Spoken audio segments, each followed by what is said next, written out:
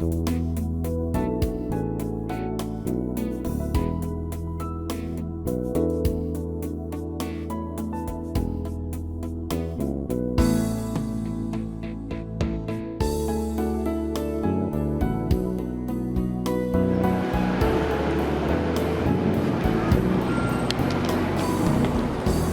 afternoon. We're here today at the Institute of Contemporary Arts in the Mall. Buckingham Palace is just up there, and I thought I'd show you this very interesting exhibition. It's being put on by the Institute of Contemporary Arts. It's about sex work, and some may consider it to be a controversial subject, but it's got to be spoken about. And this is a government-funded organisation sponsorship exhibition today, and we're going to go inside and see what it's all about.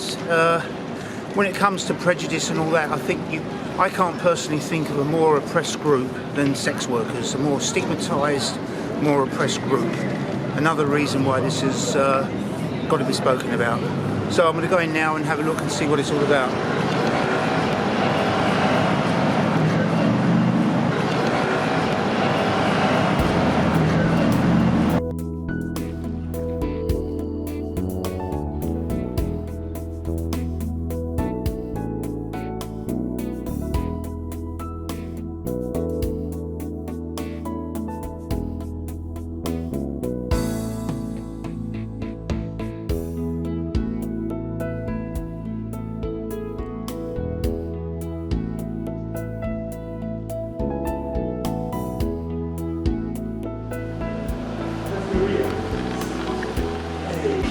So if you're in London, I recommend visiting this exhibition. It's a very, very unorthodox arts exhibition, but I think for anyone, any professional, you're going to come across this subject at some stage. Some very interesting reading material here as well.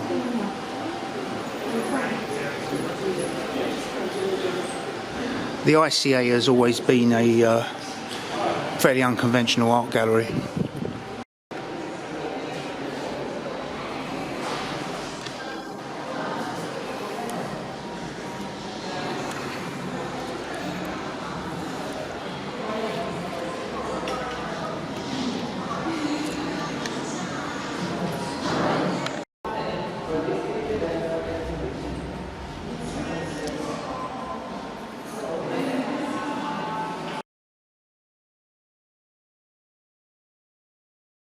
On the subjects of prostitution, and that's basically getting it decriminalised. I mean, not many people realise prostitution is actually legal in the UK, but it's somewhat contradictory because apart from a few areas in cities, it's not women can't sell sex on the street. They usually driven into darker areas, and as a result they often get murdered. So many sex workers have been killed over the last 10 years.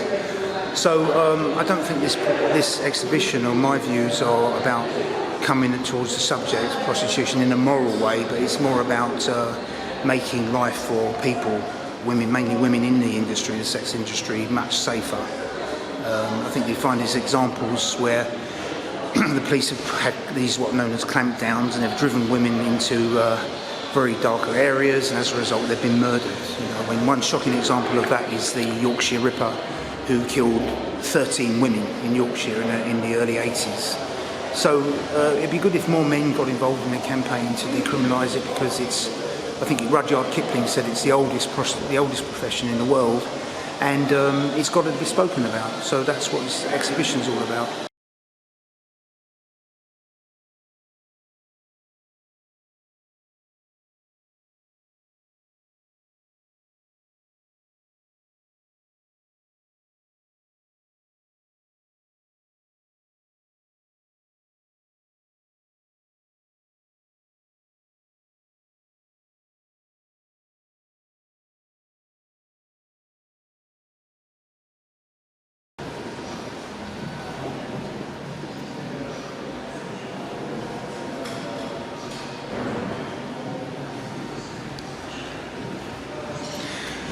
So some great artwork here today, but all on the subject. And I think you'll find above all that the subject of prostitution.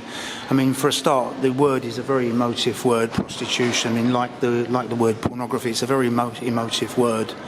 And I think these points in terms of reference are partially responsible for the stigmas that are attached to the subject. So they've got some fascinating artwork here. And this is probably not anyone who's been into a booth in Amsterdam or wherever will be familiar with cubicles.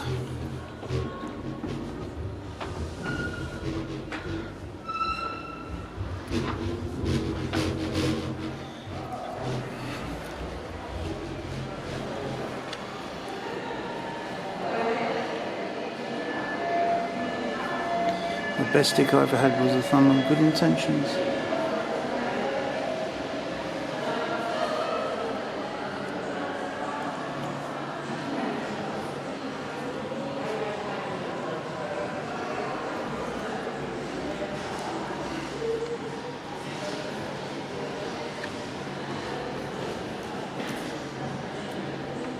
I must read one of these when I get back.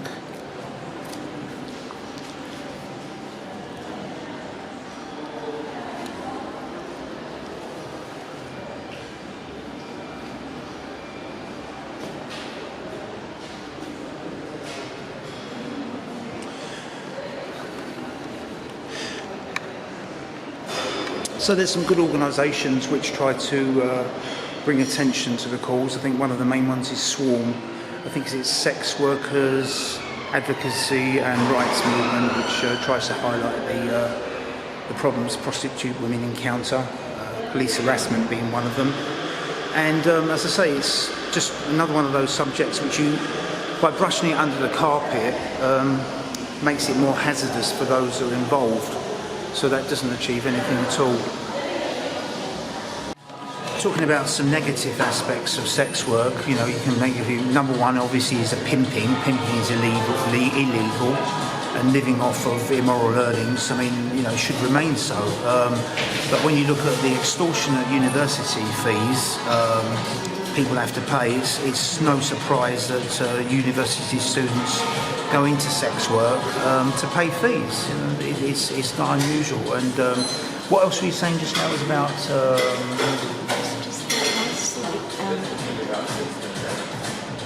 Just say for sex exhibitions, maybe a lot of women in pictures of those. If you look at the list of people who are mentioned in the exhibition, it's transgender, pansexual. But the thing what I'm trying to say is, if it was seen more as a male, more as a unisex, or less unisex, and more. The word was, but would it be seen as something different? But there's an interesting little booklet here, Unsustainable, which goes into how someone's drawing into sex work, and you know, never think it won't happen to you, I guess, you know, and anyone who's been through the West End, it's always gone on and always will. Rudyard Kipling said that. So I was just saying to my friend here, prostitution isn't just about women. There are male prostitutes as well.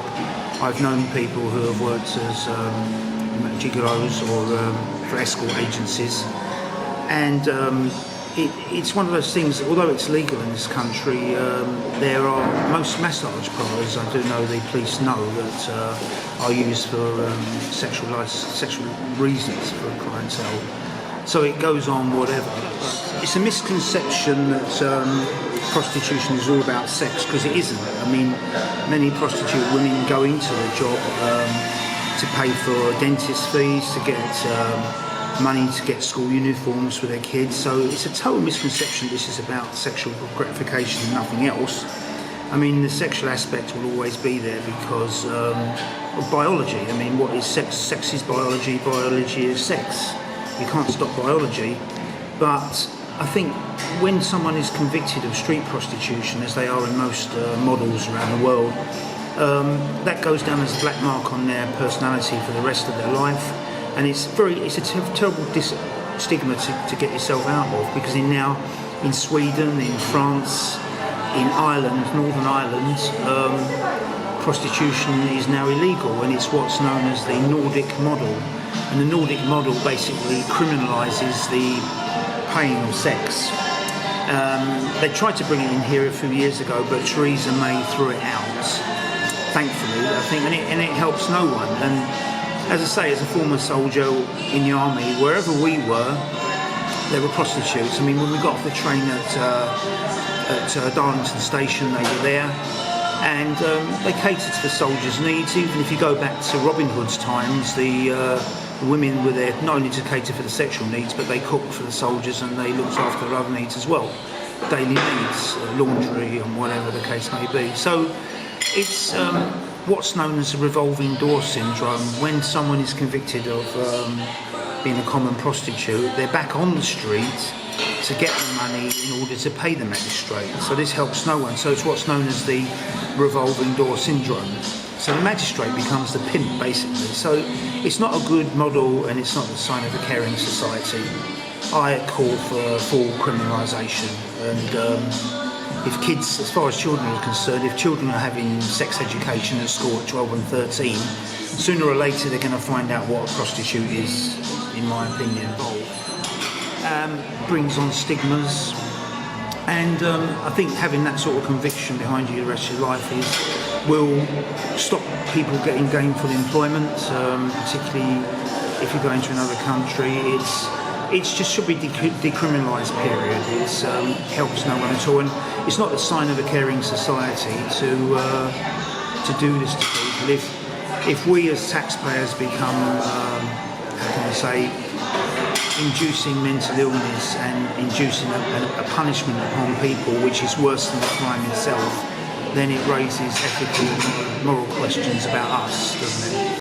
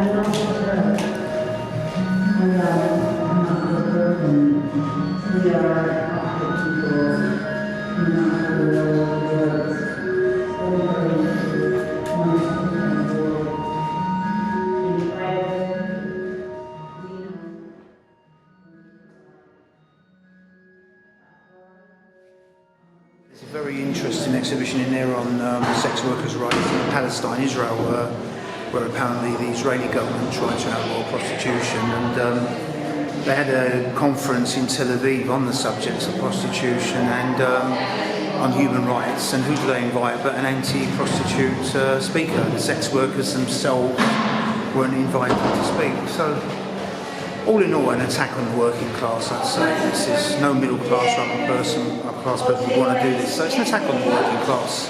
Simple as that.